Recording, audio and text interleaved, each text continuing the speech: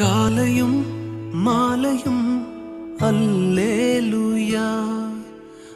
கிறிஸ்துவுக்குள் பிரியமானவர்களே, உங்கள் யாவருக்கும் மீட்பெரும் இரட்சகரமாகிய இயேசு கிறிஸ்துவின் இனிதான நாமத்தினாலே உங்கள் அனைவருக்கும் என் அன்பின் வாழ்த்துக்களை தெரிவித்துக் கொள்ளுகிறேன். அருமையான இந்த காலை பொழுதில் சமயத்திற்கேற்ற வார்த்தை என்கிற நிகழ்ச்சியின் மூலமாக கர்த்தருடைய வார்த்தைகளை பகிர்ந்து கொள்வதில் மிகுந்த சந்தோஷப்படுகிறேன்.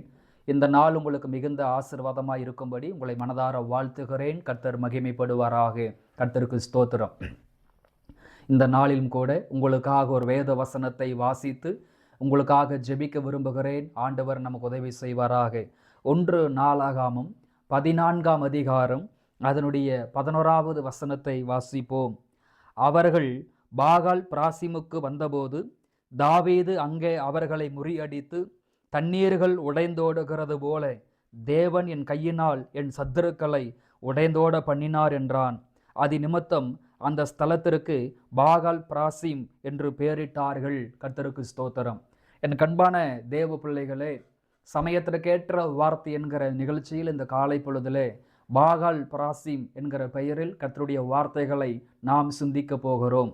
தேவ மனிதனாகிய தாவீது பல நெருக்கடிகள், பல பிரச்சனைகள், பல போராட்டங்களை, பல இன்னல்களை சந்தித்து கடைசியாக முழு இஸ்ரவேல் அனைத்திற்கும் அவர் ராஜாவாக தேர்ந்தெடுக்கப்படுகிறார். இதே 1 நாளாகமம் 14ஆம் அதிகாரத்திலே 8வது வசனத்தை வாசித்து பார்க்கும் பொழுது, சமஸ்த இஸ்ரவேலின் மேல் தாவீது ராஜாவாக அபிஷேகம் பண்ணப்படுகிறார். முழு இஸ்ரவேலுக்கும் அவர் ராஜாவாக அபிஷேகம் பண்ணப்படுகிறார். தாவீது முழு இஸ்ரவேலுக்கும் ராஜாவாக பொறுப்பெடுத்து கொண்டார் என்கிற செய்தி எதிரிகளாகிய சத்துருக்களாகிய ஸ்தோத்திரம் பெலிஸ்தியர்கள் அறிந்த பொழுது தாவீதுக்கு விரோதமாக, இஸ்ரவேல் மக்களுக்கு விரோதமாக யுத்தம் செய்யும்படி புறப்பட்டு வந்தார்கள். தாவீது ராஜாவாக பொறுப்பெடுத்து கொண்ட பிற்பாடு யுத்தம் செய்யும்படி ரெவிதேமிலே பாளையம் இறங்கினார்கள் என்று, ரெஃபாயிம் பள்ளத்தாக்கிலே பாளையம் இறங்கினார்கள் என்று சொல்லி நம் வேதத்திலே வாசிக்கிறோம். இப்பொழுது தாவீதுக்கு விரோதமாக, இஸ்ரவேல் மக்களுக்கு விரோதமாக பெலிஸ்தியர்கள் ரெஃபாயிம் என்கிற பள்ளத்தாக்கிலே பாளையம் இறங்கியிருக்கிறார்கள்.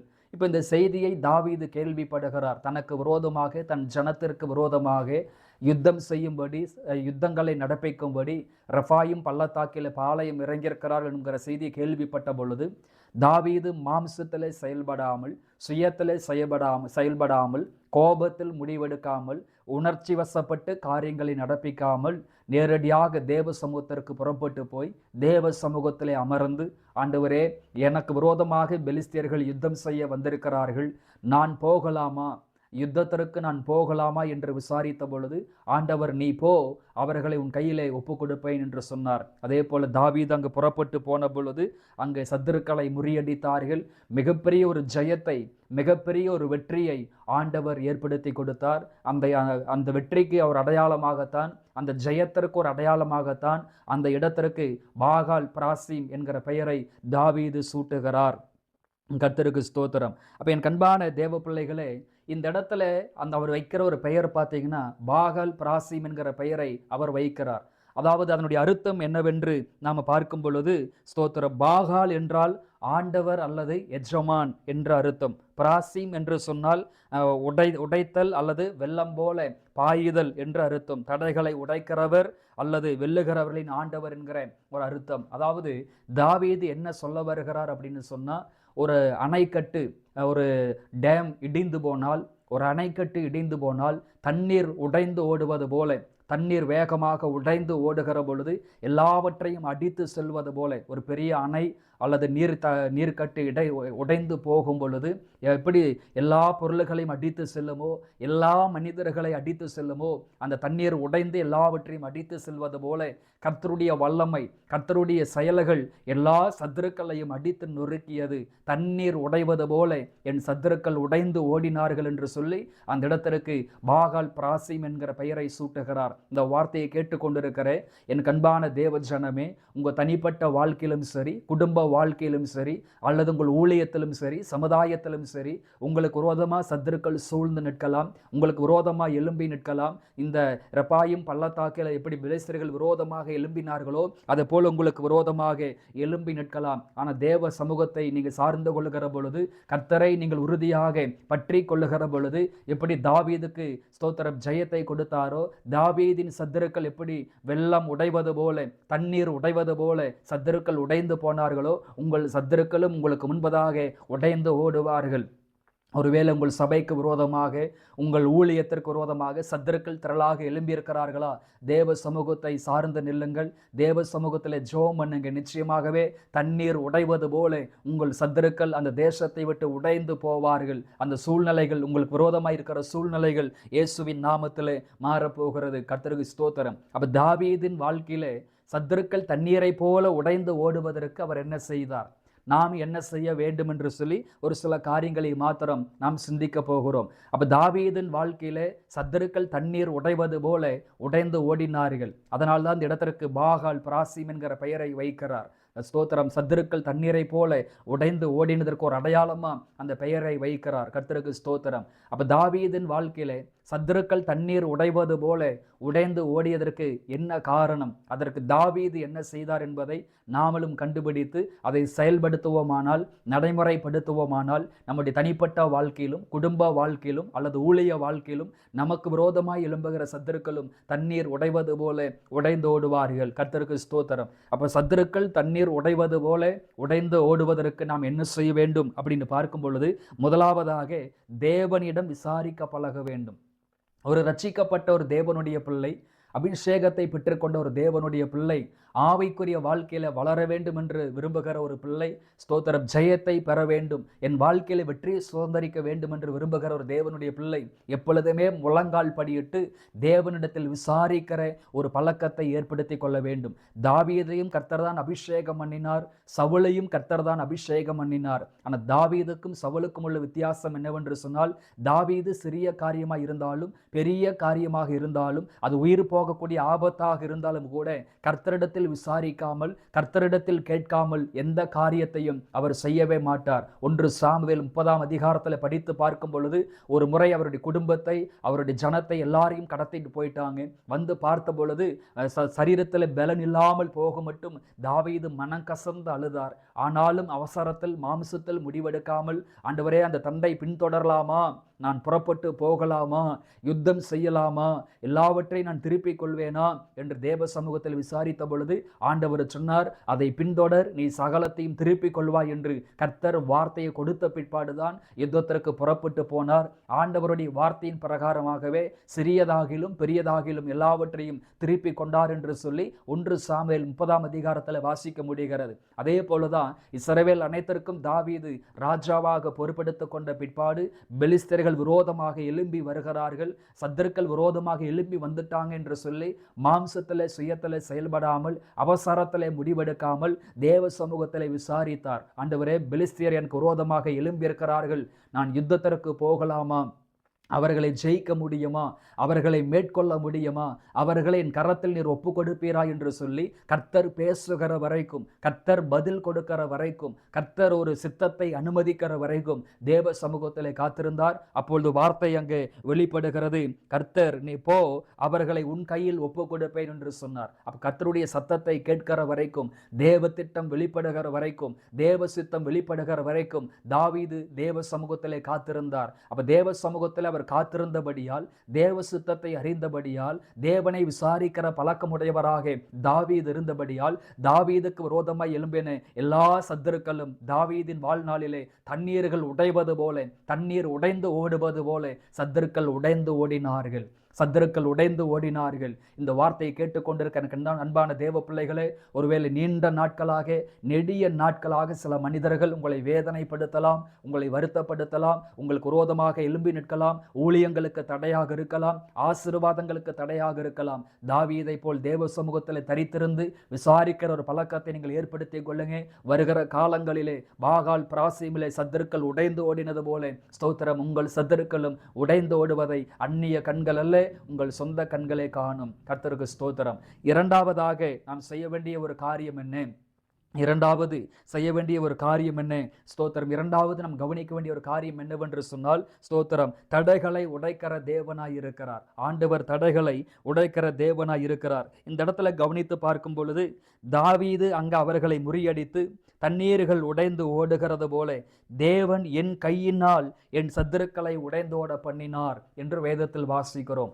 அந்த இடத்துல தாவீது சொல்லுகிற வார்த்தை, என் தேவன் சத்துருக்களை உடைந்தோட பண்ணினார், தடைகளை நீக்கி போட்டார் என்று வேதத்தில் வாசிக்கிறோம். அப்ப தாவீதுக்கு ஒரு காரியம் நன்றாக தெரியும். கர்த்தர் யுத்தம் செய்யாவிட்டால், கர்த்தர் யுத்தத்தை நடப்பிக்காவிட்டால் ஜெயத்தை பெற்றுக்கொள்ள முடியாது. கர்த்தர் வீட்டை கட்டாராகில் கட்டவனுடைய பிரயாசம் விருதா என்று வேதத்தில் வாசிக்கிறோம். என் கண்பான தேவ பிள்ளையே, தாவீதுக்கு நன்றாக ஒரு காரியம் தெரிந்திருந்தது. நான் ஆராதிக்கிற தெய்வம், நான் தொழுது கொள்ளுகிற தெய்வம், நான் ஆவியோடும் உண்மையோடும் சேவிக்கிற என் தெய்வம் தடைகளை உடைக்கிற தெய்வம், சத்துருக்களை தண்ணீரை போல உடைக்கிற தெய்வமாய் இருக்கிறார் என்று சொல்லி அந்த இடத்துல விசுவாச அறிக்கை இடுகிறதை வேதத்தில் வாசிக்கிறோம். மீகா 2ஆம் அதிகாரம் 13 வாசிக்கிறோம். அவர் தடைகளை நீக்கி போடுகிறவர், முன்னணியில் போவார் என்று வேதத்தில் வாசிக்கிறோம். என் கண்பான தேவ பிள்ளைகளே, சத்துருக்கள் உங்களுக்கு விரோதமாய் எழும்புகிற சத்துருக்கள் உடைந்து ஓட வேண்டுமானால், உங்கள் சபைக்கு விரோதமா, உங்கள் ஊழியத்திற்கு விரோதமா, உங்கள் குடும்பத்திற்கு விரோதமா, உங்கள் பிள்ளைகளுக்கு விரோதமா எழும்பி நிற்கிற சத்துருக்கள் தண்ணீரை போல உடைந்து ஓட வேண்டுமானால், நீங்கள் ஆராதிக்கிற தெய்வம், நீங்கள் தொழுது கொள்ளுகிற தெய்வம் எவ்வளவு வல்லமையுள்ளவர் என்பதை அறிந்து கொள்ள வேண்டும். தெய்வத்தை குறித்ததான அறிவு, தெய்வத்தை குறித்ததான சிந்தைகள் நமக்குள் அதிகமாக வெளிப்பட வேண்டும். ஒவ்வொரு நாளும் அவரை அறிகிற அறிவில் நிரப்பப்பட வேண்டும். தேவ மனிதனாகிய தாவீது தெய்வத்தை நன்றாக அறிந்திருந்த ஒரு மனிதனாய் இருந்தார். காரணம், அவர் தெளிவாக சொல்லுகிறார், என் தேவன் சத்துருக்களை தண்ணீர் உடைவது போல உடைய பண்ணினார் என்று வேதத்தில் வாசிக்கிறோம். அவர் தடைகளை நீக்கி போடுகிற தேவன், தடைகளை நீக்கி போடுகிற தேவன், அவர் முன்னணியில் செல்லுகிற தேவனாய் இருக்கிறார். கர்த்தருக்கு ஸ்தோத்திரம். ஆண்டவர் நமக்கு உதவி செய்வாராக. மூன்றாவதாக நாம் கவனிக்க வேண்டிய ஒரு காரியம் என்ன அப்படின்னு பார்க்கும் பொழுது, பெருமை அல்ல, தாழ்மைப்பட வேண்டும். வெற்றி வரும் பொழுது, ஜெயம் வருகிற பொழுது நமக்குள் வருவது பெருமை அல்ல, தாழ்மை வெளிப்பட வேண்டும். பாருங்கள், சத்துருக்கள் இந்த இடத்துல மதிலை போல எழும்பி நிற்கிறாங்க. திரளான சத்துருக்கள் எழும்பி நிற்கிறாங்க, மதிலை போல எழும்பி நிற்கிறாங்க. அப்ப தாவீது அந்த சத்துருக்களை மேற்கொள்ள முடியாது. அப்ப இந்த இடத்துல தாவீது அழகாக ஒரு வார்த்தையை மென்ஷன் பண்ணுகிறார். தண்ணீர்கள் உடைகிறது போல, உடைந்தோடுகிறது போல என் தேவன் என் கையினால், என் தேவன் என் கையினால். கை என்னுடையது, கை என்னுடைய கைதான். ஆனால் இந்த வெறும் கையினாலே யுத்தத்தை நான் நடப்பிக்கவில்லை, இந்த கையினாலே நான் ஜெயத்தை பெற்றுக்கொள்ளவில்லை, இந்த கையினாலும் மாத்திரம் நான் வெற்றியை பெற்றுக்கொள்ளவில்லை, இந்த கையினாலும் மாத்திரம் சத்துருக்களை தண்ணீர் உடைந்தோடு போது போல நான் செய்யவில்லை. இந்த கைகளை கொண்டு என் தேவன் செய்தார், என் கைகளை கொண்டு தேவன் யுத்தங்களை நடப்பித்தார், என் கைகளை கொண்டு தேவன் ஜெயத்தை கட்டளையிட்டார், என் கைகளை கொண்டு என் தேவன் வெற்றியை கொடுத்தார் என்று சொல்லி இந்த இடத்துல தன்னை தாழ்த்தி தேவனை முன்னிறுத்துகிறார், தேவனை முன்னிறுத்துகிறார். இந்த ஜெயம் என்னால் உண்டானதல்ல, அது தேவனால் உண்டானது. இந்த வெற்றி என்னால் உண்டானதல்ல, அது தேவனால் உண்டானது. இந்த மேன்மை, இந்த புகழ் எல்லாமே என் தேவனுக்கு உரியது. என் கைகளை கொண்டு சத்துருக்களை தண்ணீர் உடைவது போல உடைய பண்ணினார் என்று வேதத்திலே வாசிக்கிறோம். அப்ப அந்த இடத்துல நாம் கவனிக்க வேண்டிய ஒரு காரியம் என்னவென்று சொன்னால், ஸ்தோத்திரம், அந்த இடத்துல தனக்கு ஒரு பெருமை, தனக்கு ஒரு மேட்டிமை உண்டாக்காமல், அந்த வெற்றிக்கு அடையாளமா தனக்கு ஒரு நினைவு சின்னத்தை அந்த இடத்துல உருவாக்காமல், இந்த வெற்றியை வாழ்நாளில் மறக்கவே கூடாது, இந்த இடத்துல தேவனுக்கு மகிமை உண்டாக வேண்டும் என்று சொல்லி பாகால் பிராசிம் என்கிற பெயரை சூட்டுகிறார். அதாவது ஸ்தோத்திரம், தண்ணீர்கள் உடைவதை போல என் சத்துருக்களை உடைய பண்ணினார் என்கிற ஒரு அடையாளத்திற்காக அந்த பெயரை அவர் சூட்டுகிறார். இந்த வார்த்தையை கேட்டுக்கொண்டிருக்கிற அன்பான தேவ பிள்ளைகளே, ஒவ்வொரு நாளும் தேவ சமூகத்தில் அமர்ந்து அவரிடத்தில் விசாரிக்கிற ஒரு பழக்கத்தை ஏற்படுத்தி கொள்ளுங்க. இரண்டாவது, ஆராதிக்கிற தெய்வம் எவ்வளவு வல்லமையுள்ளவர் என்பதை நீங்கள் அறிந்து கொள்ளுங்க. மூன்றாவது, எவ்வளவு ஜெயம், எவ்வளவு வெற்றி, எவ்வளவு மேன்மை, எவ்வளவு ஆசீர்வாதம், எவ்வளவு வருமானங்கள், எவ்வளவு கணங்கள் உங்கள் வாழ்க்கையில் வந்தாலும் தாழ்மைப்படுங்க. தாழ்மை உள்ளவனுக்கோ அவர் கிருபை அளிக்கிறார் என்று வேதத்திலே வாசிக்கிறோம். மேன்மைக்கு முன்னானது தாழ்மையாய் இருக்கிறபடியால் ஒவ்வொரு நாளும் தனிப்பட்ட வாழ்க்கையிலும், குடும்ப வாழ்க்கையிலும், ஊழியத்திலும் நீங்கள் தாழ்மையை காத்து கொள்ளுங்கள். நிச்சயமாகவே ஆண்டவர் உங்கள் சத்துருக்கள் மேலே உங்களுக்கு ஜெயத்தை கட்டளையிடுவார். ஜெபிப்போம். அன்பின் பரலோக பிதாவே, ஆசீர்வாதமான இந்த காலை பொழுதற்காக உமக்கு நன்றி அப்பா. அன்றைக்கு தாவீதின் வாழ்க்கையிலே சத்துருக்கள் அப்ப மதிலை போல எழும்பி நின்ற பொழுது ஆண்டவரே, தாவீதின் கைகளை கொண்டு யுத்தங்களை நடப்பித்து சத்துருக்களை தண்ணீர் உடைந்து ஓடுவது போல உடைய பண்ணினீர் என்று வேதத்திலே வாசிக்கிறோம். அதே போல இந்த வார்த்தைகளை கேட்டுக்கொண்டிருக்கிறேன் அன்பு மக்களுக்காக ஜெபிக்கிறேன். ஒருவேளை தனிப்பட்ட வாழ்க்கையிலையோ, குடும்ப வாழ்க்கையிலையோ, வேலை செய்கிற ஸ்தலத்திலேயோ அல்லது ஊழியம் செய்கிற ஸ்தலத்திலேயோ ஒருவேளை இவர்களுக்கு விரோதமாக சத்துருக்கள் எழும்பி நிற்கலாம், மதிலை போல எழும்பி நிற்கலாம். இந்த பகல் வேளை அந்த சத்துருக்கள் தண்ணீர் உடைவது போல உடைந்தோடுகிற ஒரு அற்புதத்தை தேவன் செய்வீராக. அப்ப தடைகளை கர்த்தர் உடைப்பீராக, சத்துருக்களை கர்த்தர் தொடுவீராக. அவர்களுக்கு முன்பதாக தேவன் ஒரு பந்தியை ஆயத்தப்படுத்துவீராக. ரொம்ப நாட்களா வேதனைப்படுத்தி கொண்டிருக்கிற, துக்கப்படுத்தி கொண்டிருக்கிற, ஊழியங்களுக்கு தடையாயிருக்கிற, ஆசீர்வாதங்களுக்கு நன்மைகளுக்கு தடையாயிருக்கிற சத்துருக்களை இந்த பகல் வேளை தேவன் தொடுவதற்காய் ஸ்தோத்திரம்.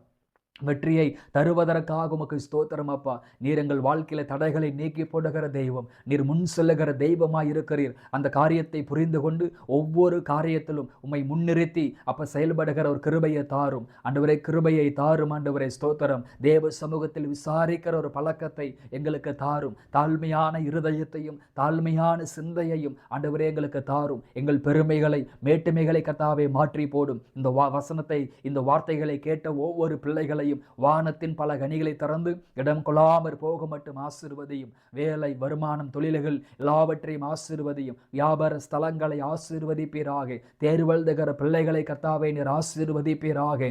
முன் செல்வீராக. பண தேவைகளை, பொருளாதார தேவைகளை கர்த்தர் சந்திப்பீராக. இந்த நாளிலே அனுகூலமான சூழ்நிலைகளை உருவாக்கும், அனுகூலமான மனிதர்களை எழும்ப பண்ணும் ஆண்டவரே. எல்லாவற்றையும் தேவன் பொறுப்படுத்திக் கொள்ளும். இந்த நாள் ஆசீர்வாதமாய் இருக்கட்டும். இயேசுவின் நாமத்தில் பிதாவே, ஆமேன். கிறிஸ்துவுக்குள் பிரியமானவர்களே, இந்த வார்த்தைகளின் அடிப்படையிலே ஆண்டவர் உங்களை ஆசீர்வதிப்பாராக. God bless you.